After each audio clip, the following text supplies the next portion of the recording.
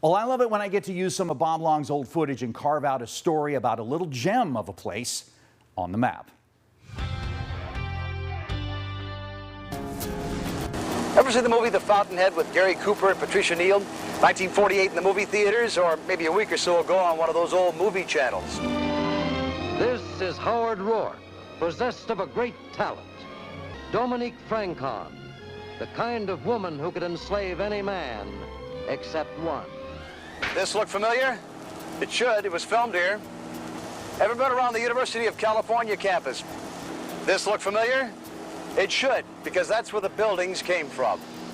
Well, Bob and Earl shot that in the early 80s. They visited this quarry, which was named for a nearby town. See, Raymond is about 2 miles to the west of here, just over the hill. But it was owned by a guy named Frank Ducey. I only bring that up because the quarry that was named officially Raymond Granite had a nickname, Ducey's Rock Pile. Back when the quarry was new, it had quite a few employees. Commuting was not a thing. You had to live on campus. And in order to buy your food and supplies, you had to go to the company store. And your purchases and rent were deducted from your pay. I know that sounds like kind of a rough situation, but let me add this. There were some employees that made enough money to build their own houses, and when they found jobs elsewhere, the company disassembled their house, put it on a train, transported it to the new location, and rebuilt the house for their now former employee. If that's not the definition of no hard feelings, I don't know what is. The company paid for an additional spur line to be made from the quarry to Raymond. They already had one from Raymond down to Berenda on the valley floor, and that made it easier to transport the stone.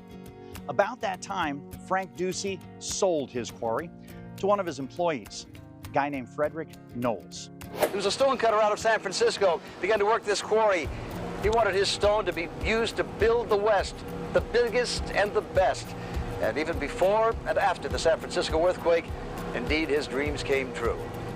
Indeed, they did. Stone from this quarry was used in a number of construction and art projects all across California, San Francisco, LA, Fresno's original courthouse, and the original Capitol Annex building in Sacramento that was built in the 50s, all stone from this quarry.